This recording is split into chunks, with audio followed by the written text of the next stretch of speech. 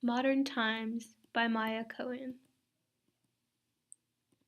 Symbolism Part 1. In the film Modern Times by Charlie Chaplin, we see a lot of symbolism. For example, as the movie first begins, we see a bunch of workers in a factory with a clock on the wall, where the second's hand is moving and cannot stop. We also see all the workers at their stations doing their jobs until the very last second.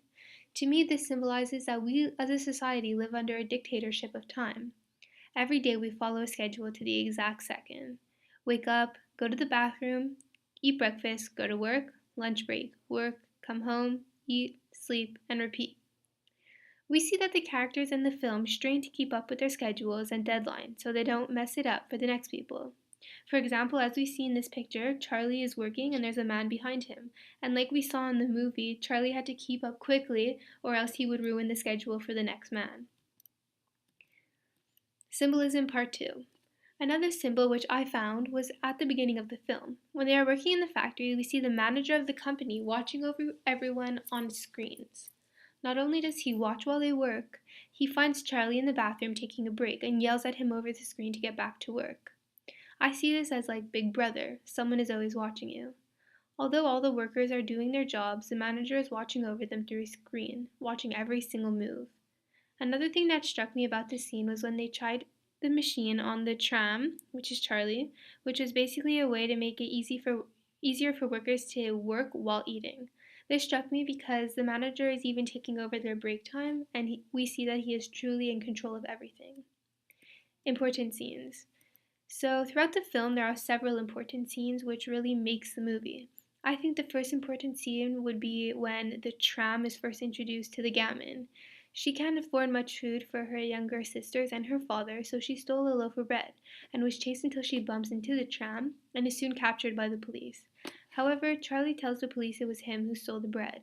I think this is an important scene because this is where we are first introduced to the gamin, who ends up playing a rather large role throughout the rest of the film.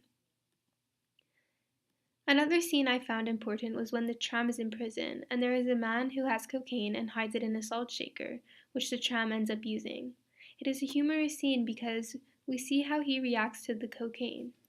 He also ends up putting an end to a brawl that broke out between the convicts and the guards and ends up being treated as a king around the prison. So, difference between voiceless films. Personally, I've never watched a voiceless film. However, I really did enjoy this one. To me, the difference between a voiceless film and films with sound is that you do have to pay much more attention to what you see happening on the screen. I thought that facial expressions play a crucial part in voiceless films because you are able to tell how people are reacting to things and what is going on in the conversation. One thing that I really did enjoy about a voiceless film is that you get to kind of make up as you're watching what you think the characters are saying to one another, which is something that I enjoyed. Overall impression of the film? Personally, I really enjoyed the film Modern Times by Charlie Chaplin. It is nothing like I've ever seen before, so I really enjoyed it. I also learned that I do enjoy watching voiceless films because for me, I find that I can use more of my imagination than in a movie with sound. Thank you.